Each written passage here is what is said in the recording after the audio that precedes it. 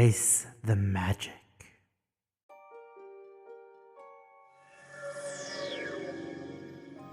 Greetings, fellow wizards. So Neverwinter Nights 2 is out, and I've been having a blast with it, playing with a friend. And just to give a quick background, I did not play this back when it launched, although I do have a lot of experience with Neverwinter Nights 1, including Persistent Worlds. So the idea of this video won't be to make comparisons with the original, but to talk about builds, which is what I like best, and also a bit about the multiplayer.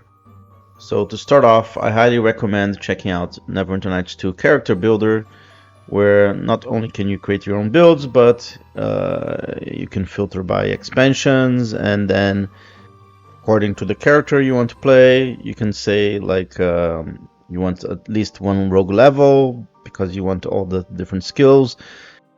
But you know, I also want to be a wizard, 3 levels of swashbuckler to give me intelligence to damage. And then voila, 14 builds, which I can check, order by votes, and then just adapt to the build I want to play. And then if you want to test your build, I recommend downloading Varden's Hero Creator module. I'll put the link below. And basically what the module does, it allows you to create any character you want, try out any weapon, and fight against any monsters. So here you can see I'm going to give myself 30 levels. Just one button and then an equivalent amount of gold. Buy any old dagger. And for now I'm just gonna level up to level 3, including a wizard level. Of course I have to memorize some spells, Mage Armor, Shield, and Burning Hands. And then nearby we have the Hand of Challenges, where we can conjure any enemies we want and in the quantity we want. So here are 3 goblins, which I'm going to try and fight. So here you can see I'm trying out Burning Hands, and I failed casting Defensively Concentration. So maybe, you know, I could think, maybe I need to put more points in concentration and then adjust the build according to my expectations. Okay, so this following advice is for those playing the original campaign. You will see that when you try to level your companions, they only have one base class to choose from, which, you know, it's not ideal, but you can go to your toolset launcher in your file, Steam or GOG, go to Plugins, Campaign Editor, and switch the Allow Unrestricted Level Up to True, so that now you'll be able to level them up normally. Don't forget to save campaign. And then next time when you go into your game, you'll have all the options available for multi-classing for your companions. So the last days I've been playing around with builds and seeing what generally is favorable for all types of builds. So in this section I present 10 top tips for builds, and starting off we have the Able Learner feat that you can take at level 1. And this is a very popular feat because you can take a class with lots of skills like Rogue at level 1 that has a Disable Device and Open Locks, and then invest in those skills with any other class, just spending 1 skill point. Turn on That is also very useful because it gives you access to Divine Might and Divine Shield for Charisma attackers. It adds your Charisma bonus to weapon damage or AC. Just a reminder, you have to pick up these feats when you level in these classes that have Turn on That. Paladin 2, Black Art 2 for Charisma 2 saves. You can also dip 1 Monk for Wisdom 2 AC, which is also useful for Wild Shape or Polymorph. The Cleric domains can be very useful in Neverwinter Nights 2. Basically, you can get like Trickery, which gives you access to Feint without needing to have Intelligence, I believe.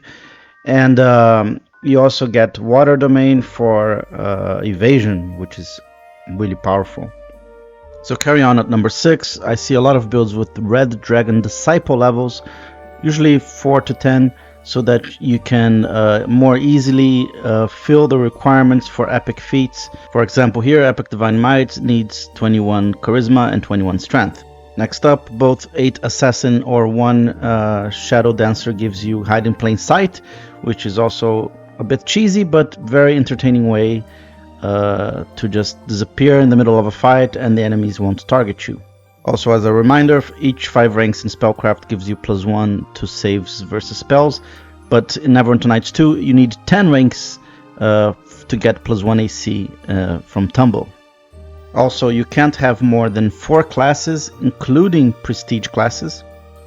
So keep that in mind when you're building your character, and be wary of the penalties from multi-classing if your classes are spread out. So if you have 2 or more base classes, make sure that the base class that is the more distant to the others is a favorite class of your race. Also, I see a lot of builds with races that have effective character level adjustments, and even Nishka, which is a companion you get early in the main campaign, has a Tiefling +1 level adjustment. Personally, I'm not a big fan of those. Even if you somewhat compensate at the end of the campaign, being 1 level behind, especially in multiplayer, which I've been playing, feels pretty bad. So if you're gonna do it, just make sure it's really something that your build needs. So now let's talk about multiplayer in the regular campaign. And well, I've been having a blast playing every day with the friends. So as you can see here, we have 2 custom characters right at the start of the campaign, and so far we have had almost no crashes, very little lag, and it's very easy to set up a room and have other people join it.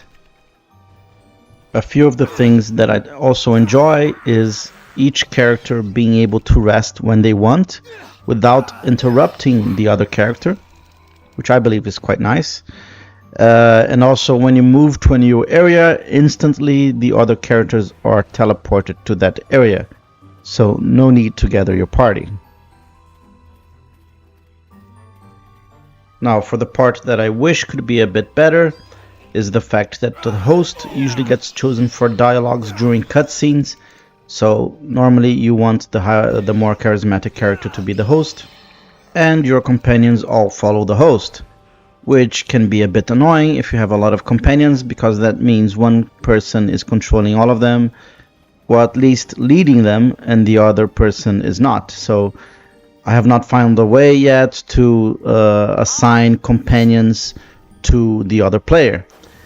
However, you can still control each companion manually, although that means that you relinquish control of your own character when you do that. Overall, I still think the multiplayer experience is very fun. I can't wait to try out persistent worlds, when they're available. Yeah, so far I'm not using any mods, and I would even like a suggestion if anyone knows what mods are currently working in Neverwinter Nights 2, and what do you recommend? So yeah, let me know if you're interested in seeing more videos about Neverwinter Nights 2. I will certainly be playing this until level 30 in Mask of the Betrayer. But yeah, let me know in the comments if you're playing this game, if you have any other advice that people can look up. And that's it for now. Take care. Thank you for watching, fellow wizard, and may magic be with you.